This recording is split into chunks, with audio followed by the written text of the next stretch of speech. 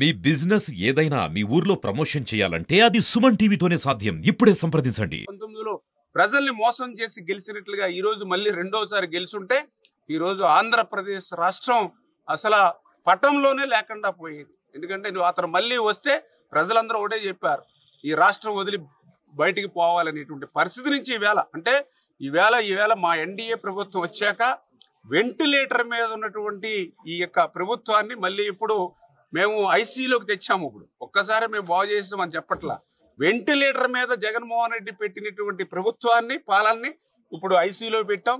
దీన్ని నెమ్మదిగా మళ్ళీ రేపొద్దున మళ్ళీ భవిష్యత్తులో మళ్ళీ ఇంటికి తీసుకెళ్ళి ఏ రకంగా అయితే మళ్ళీ హాస్పిటల్ నుంచి బయటకు వచ్చి ఆ పేషెంట్ ఎట్లా కోలుకుంటాడో అట్లానే ఈ రాష్ట్రాన్ని కూడా కోలుకునేటువంటి విధంగా చంద్రబాబు నాయుడు గారు పాలనిస్తూ ఉన్నారు. నీ మాదిరిగా మేమేమి అబద్ధాలు అసత్యాలు చెప్పి 5 సంవత్సరాలు పాలన చేయాల. ఆ రోజు నువ్వేం చెప్పావు? అమ్మఒడి, ఈ భారతీరెడ్డి గారి వీడియోలు ప్రతి దాంట్లోనూ ఉన్నాయి. 2 బిడ్డలు చదువుకుంటే 30,000 రూపాయలు ఇస్తానని మీ భారతీరెడ్డి చెప్పింది. ఆ రోజు వాడకి ఇంటింటికి ఆ వీడియోలు ఉన్నాయి. మరి ఆ రోజు 2 బిడ్డలకి 30,000 రూపాయలు ఇస్తానని అధికారంలోకి వచ్చాక ఎంత ఇచ్చావు నువ్వు? 15,000 రూపాయలు అన్నావు. కొన్ని ఆ మాటనే నిలబెట్టుకున్నావు. 15,000 రూపాయలు మళ్ళీ దాన్ని 14,000 చేసావు. మళ్ళీ తర్వాత సంవత్సరం 13,000 చేసావు. తర్వాత ఆఖరి సంవత్సరం వస్తే కొంతమందికి 7,000 8,000 ఇచ్చి పంగనామం పెట్టావు. మరి 5 సంవత్సరాలు నువ్వు కొన్ని అమ్మఒడి ఇచ్చావా? మళ్ళీ 1 సంవత్సరం ఎగ్గొట్టావా లేదా? అంటే నువ్వు మాట తప్పినోడు, మడమ తిప్పినోడు నువ్వు. ఆ రోజు అమ్మఒడి 2కి ఇస్తానని చెప్పి ఎగ్గొట్టిన వ్యక్తులు నువ్వు.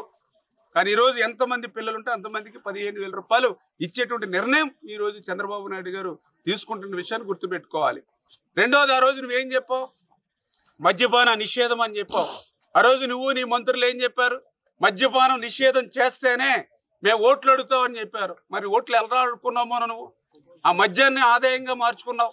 ఆ మద్యాన్నే నీ యొక్క డిస్టిలరీలు ఏదైతే మద్యం తయారు చేసేది నువ్వే, మద్యం అమ్మి షాపులు నువ్వే. ఆఖరికి ఆ నాసిరకం మద్యం కొనుక్కుని, నీ కల్తీ మద్యం కొనుక్కుని వేలాది మంది చనిపోయినటువంటి పరిస్థితి, లక్షలాది మంది మరి ఏదైతే కిడ్నీ లివర్ ఫంక్షనింగ్ దెబ్బతిని హాస్పిటల్ పాలైపోయిన పరిస్థితి.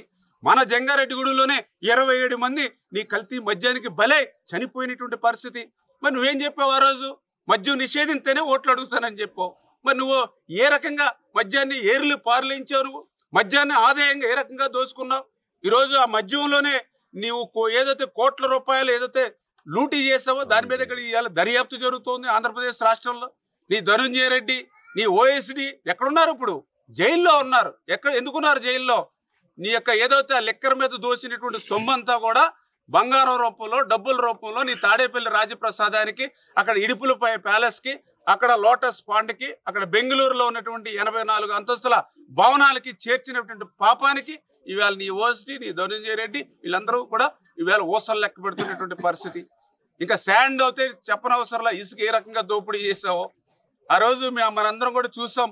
జేపీ వెంచర్స్ అన్నావు, జేపీ వెంచర్స్ అని ఇచ్చావు. మరి ఈవేళ ఏదైతే జేపీ వెంచర్స్కి సంబంధించి మరి ఒక్క పేపర్ ఉంటే దాన్ని పట్టుకుని రోజంతా కూడా దాన్నే తిప్పి పంపించినటువంటి పరిస్థితి.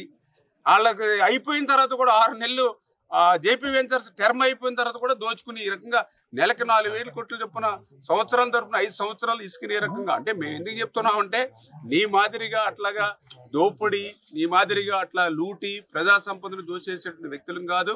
ప్రజల సంక్షేమాన్ని, ప్రజల అభివృద్ధిని కోరుకునే వ్యక్తులు. ఆ రోజు ఏం చెప్పావు నువ్వు? అమరావతి కాదు 3 రాజధానులు అన్నావు. మరి నీ మాట ఏమైనా నిలబెట్టుకున్నావు? 3 రాజధానుల్లో ఎక్కడైనా సరే ఒక ఇటుక ముక్క పెట్టావా? ఒక ఇటుక ముక్క అయినా పెట్టావా? 3 రాజధానులు అని చెప్పావు, 3 ముక్కలు చేసావు. ఎక్కడ ఒక ఇటుక ముక్క పెట్టావా 5 సంవత్సరాల నీ పరిపాలనలో? పోలవరం ప్రాజెక్టు ఉంది, 2020లో పూర్తి చేస్తానని అసెంబ్లీలో చెప్పావు. మళ్ళీ 2021 జూన్ అన్నావు. మళ్ళీ 2021 డిసెంబర్ పోయింది. మళ్ళీ 2022 జూన్ అన్నావు. అసెంబ్లీ సాక్షిగానే 3 తేదీలు చెప్పావు పోలవరం. మరి ఎక్కడ నీ పోలవరం ఏమైంది? ఎప్పుడు పూర్తవుతుందో కూడా చెప్పలేము అని సాక్షాత్తు మళ్ళీ నువ్వే చెప్పావు. నీ మంత్రే, ఇరిగేషన్ మంత్రే చెప్పినటువంటి పరిస్థితి. అంచేత నీ 5 సంవత్సరాల్లో నువ్వు మాట తప్పి మడమ తిప్పి ప్రజలు నిన్ను 11 సీట్లకి నిన్ను పరిమితం చేసినటువంటి పరిస్థితిని గుర్తుపెట్టుకోమని, ఖచ్చితంగా ఈ ప్రభుత్వం ఇచ్చినటువంటి ప్రతి మాటను కూడా ఎంత కష్టకాలమైనా, ఎన్ని ఇబ్బందులున్నా, ఎంత ఆర్థికమైనటువంటి పరిస్థితులు ఏ రకంగా ఉన్నప్పటికీ కూడా ఒక పరిపాలనా దక్షత ఉన్నటువంటి ముఖ్యమంత్రి ఉన్నాడు. ఆయనకు అండగా ఈరోజు పవన్ కళ్యాణ్, తోడుగా నరేంద్ర మోడీ గారు ఉన్నారు. నువ్వు చేసినటువంటి విధ్వంసాన్ని ఒక్కొక్కటి సరి చేసుకుంటూ, నువ్వు చేసిన తప్పులన్నింటినీ కూడా ఒక్కొక్కటి సరి చేసుకుంటూ ఇప్పుడు ప్రజాపాలన గాడిలో పెడుతున్నాం.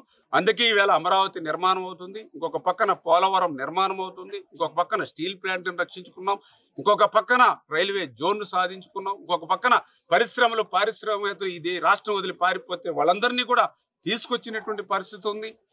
ఆఖరికి అండర్వేర్ కంపెనీ కూడా పారిపోయింది నీ పాలనలో, జాకీ కంపెనీ. అటువంటి దుస్థితి నీ యొక్క పాలన. మళ్ళీ అవన్నీ కూడా మళ్ళీ ఇండస్ట్రీస్ అన్ని కూడా డెవలప్ చేస్తూ ఉన్నాం. మరి అవన్నీ డెవలప్మెంటే కాదు, ఈవేళ మీరు గుంతలు లేనిటువంటి రోడ్లు ఈవేళ ఆంధ్రప్రదేశ్ రాష్ట్రంలో చేస్తూ ఉన్నాం. మళ్ళీ గ్రామాల్లో పెద్ద ఎత్తున సిమెంట్ రోడ్లు వేస్తూ ఉన్నాం. మరి ఇంత పెద్ద ఎత్తున అభివృద్ధి, మరి ఇందాక చెప్పినట్లుగా ఇంత పెద్ద ఎత్తున సంక్షేమం చేత ఈ రకంగా ఇంత అభివృద్ధి ఇంత సంక్షేమంతో ఈవేళ చంద్రబాబు నాయుడు గారు ఇంత సుపరిపాలన చేస్తూ ఉన్నాడు కాబట్టి దాన్ని సహించలేక ఏదైతే 2019లో ఏ రకంగా అయితే అబద్ధాలతో అసత్యాలతో ఒక్క ఛాన్స్ అని ప్రజల్ని మాయ చేసి మభ్యపెట్టి అధికారంలోకి వచ్చాడో మళ్ళీ అదే అబద్ధాలతోటి అదే అసత్యాలు మాట్లాడి ఇవాళ ప్రజల్ని ఏమర్చాలనేటువంటి మాటలే ఈవేళ జగన్మోహన్ రెడ్డి మాట్లాడుతూ ఉన్నాడు. ఇంకా అతన్ని నమ్మేటువంటి పరిస్థితి కానీ అతను విశ్వసించేటువంటి పరిస్థితి కానీ ఈవేళ ఆంధ్రప్రదేశ్ రాష్ట్ర ప్రజలకి ఎవ్వరికీ లేదు. ఎందుకంటే ఈవేళ అందరూ మన లైఫ్, ఎందుకంటే భగవంతుడు ఆశీర్వదించి ఈవేళ కూటమి ప్రభుత్వం వచ్చింది కాబట్టి అందరం కనీసం చొక్కాలు వేసుకున్నాం. అదే జగన్మోహన్ రెడ్డి వచ్చుంటే మళ్ళీ గోచిగుడ్డలు కూడా ఉండేవి కాదు ఈవేళ ఆంధ్రప్రదేశ్ రాష్ట్రంలో ప్రజలకి.